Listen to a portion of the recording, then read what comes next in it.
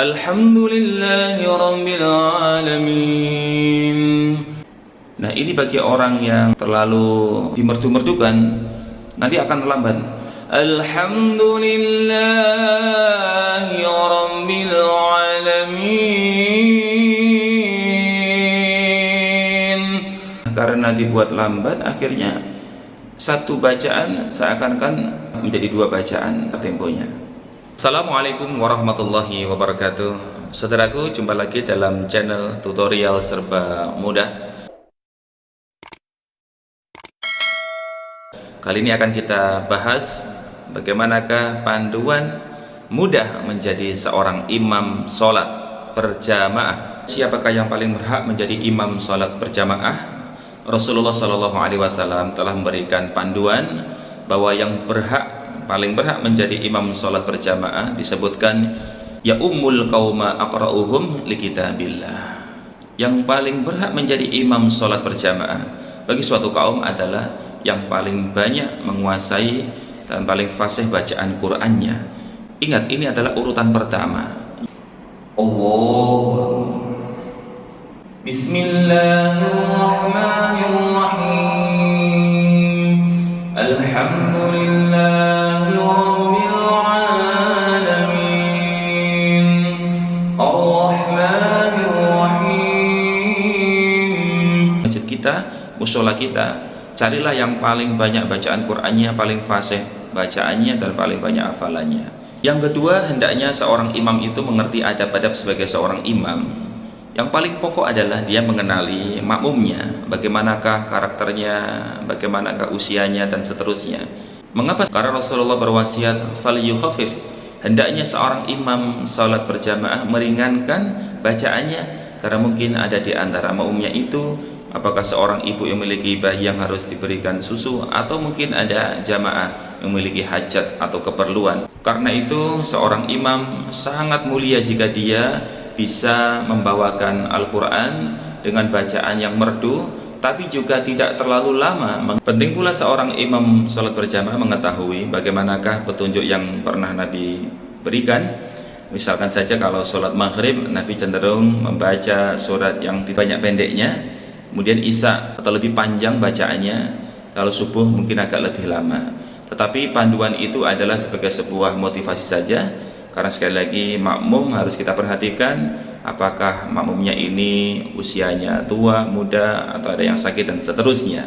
Kedudukan seorang imam memang sangat istimewa karena Nabi menyampaikan sabdanya, ju'ilal imamu liyu'tama bih. Seseorang itu dijadikan imam untuk diikuti. Artinya kalau dia lama rukuknya atau lama berdirinya, makmum akan ikut lama. Saya sendiri terus terang pernah mengalami kejadian yang sangat tidak mengenakan. Suatu ketika di waktu subuh, saya mengimami membaca surah Al-Qiyamah. Saya bagi menjadi dua bagian, 20 ayat pertama untuk rakaat pertama, 20 ayat untuk rakaat kedua. Tapi subhanallah, pada rakaat pertama jamaah saya itu ambruk karena tidak kuat menahan beratnya. Jamaah ini yang sama jamaah lansia, pensiunan. Yang disampaikan Rasulullah itu benar adanya. Jika seorang menjadi imam, falyukhaffif, hendaknya meringankan harus. Di Masjid Nabawi atau Masjid Rasulullah SAW di Madinah, seorang imam pernah saya dengarkan membaca surah di dalam rakaatnya itu ini guys. Bismillahirrahmanirrahim. Innal abrara lafi na'im wa innal fujjara lafi jahim, ila akhiri ayat sampai dengan wal amru yawma idzil lillah. Nah, ini kalau kita hitung garisnya tuh 2, 3, 4, cuma 4 baris. Cuma 4 baris berarti sangat ringan sekali. Nah, dalam suasana Ramadan seperti ini, ketika tarawih misalkan, maka seorang imam harus betul-betul memperhatikan sehingga dia siap bacaan yang dia bawa atau dia lafadzkan itu tidak membuat bosan jamaahnya. Menurut saya antara 4 sampai dengan 6 baris itu sudah cukup.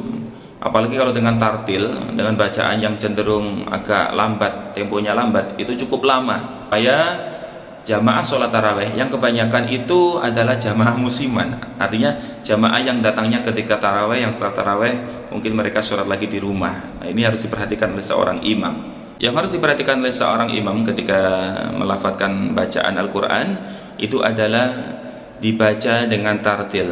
Tartil di sini mungkin ukuran temponya berbeda-beda, tetapi kalau misalkan kita perhatikan sesudah, sesurem itu kan nggak terlalu lama, atau mungkin ghamidi.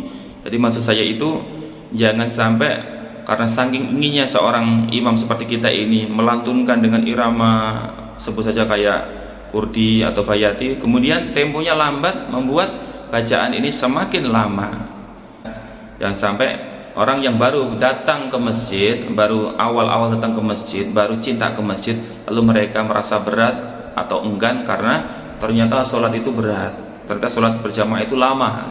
Innal abrara lafi na'im wa innal fujjara lafi jahim yaslawnaha yawmaddin wa ma hum 'anha bighaibin wa ma